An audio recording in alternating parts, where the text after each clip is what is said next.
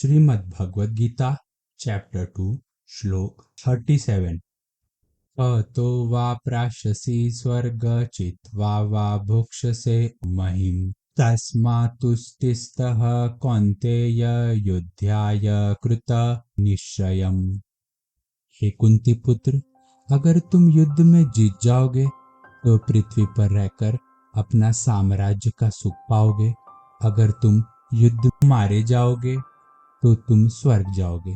इसलिए दृढ़ संकल्प करके खड़े हो और युद्ध करो। तो जैसा कि हमने पहले के श्लोक में देखा था कि अर्जुन भगवान को कहते हैं कि हमें तो ये भी नहीं मालूम कि इस युद्ध में हम जीतेंगे या फिर वो जीतेंगे। तो भगवान यहाँ पे अर्जुन के इस क्वेश्चन का आंसर देते हुए, इस अर्जुन के इस कंफ्यूजन को क्लियर करते हुए कहते हैं कि अगर तुम युद्ध में जीत जाओगे तो तुम पृथ्वी पर रह के अपने साम्राज्य, जो उनका इतना बड़ा घर है, उसका सुख भोगोगे। और अगर तुम युद्ध करते करते युद्ध में मारे जाओगे तो फिर तुम स्वर्ग जाओगे।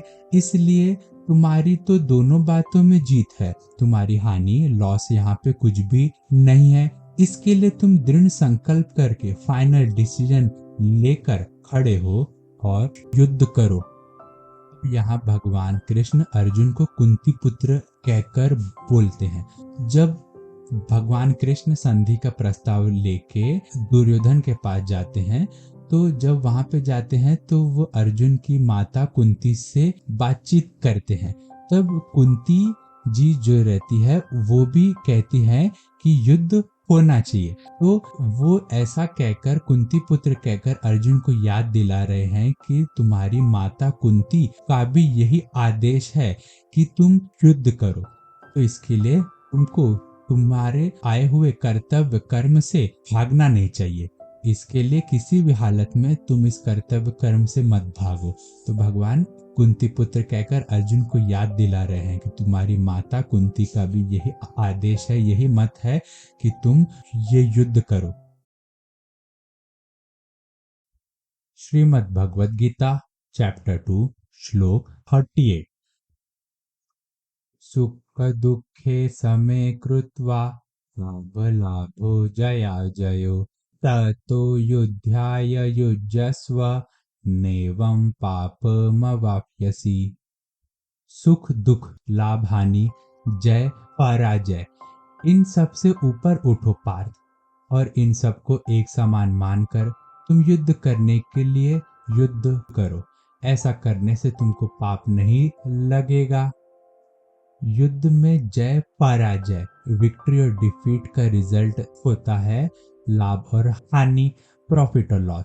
और फिर लाभ हानि का रिजल्ट होता है सुख और दुख, हैप्पीनेस और सैडनेस। लाभ हानि और जय पराजय और सुख दुख, ये तेरा एम नहीं होना चाहिए, ये तेरा गोल नहीं होना चाहिए, ये तेरा कर्म नहीं होना चाहिए। तेरा कर्म तो इन तीनों सिचुएशन में एक समान रहकर, एक जैसा रहकर, इन तीनों से ऊपर उठकर अपने कर्तव्य का पालन करना होना चाहिए। तो पहले के श्लोकों में अर्जुन भगवान को कहते हैं कि मैं युद्ध करने में अपना कुछ भी अच्छा नहीं देख रहा हूँ। वो कहते हैं कि उनको इसमें हानि ही हानि दिख रही है।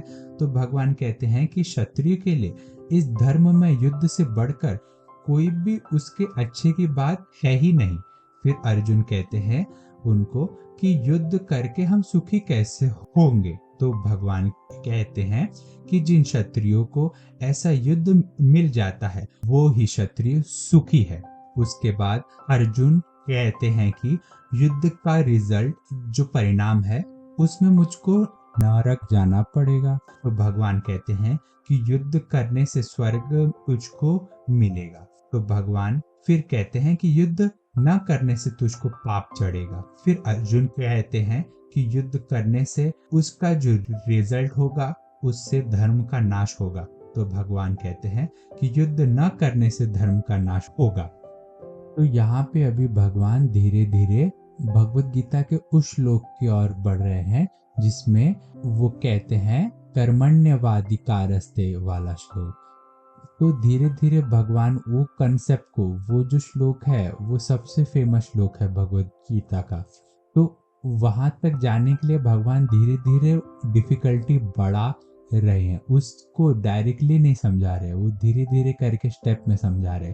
जैसे इस श्लोक से उन्होंने उसका एक सैंपल दिया, एक डेमो दिया कि सुख दुख जय पराजय लाभ हानि, इन सब से ऊपर उठो, इन सबको एक समान देखो और इन सब से ऊपर उठो, ऐसा करने से तुमको पाप नहीं चढ़ेगा। तो भगवान बोल रहे हैं कि ये सुख दुख, ये जो चेंजेस रहते हैं, आज सुखी कल दुखी, आज कोई मैच खेल रहे थे जीत गए, कल मैच खेल रहे थे हार गए, आज कोई एग्जाम दिया पास हो गए, कल कोई एग्जाम दिया फेल हो गए, आज किसी चीज में प्रॉफिट हुआ कल लॉस हुआ।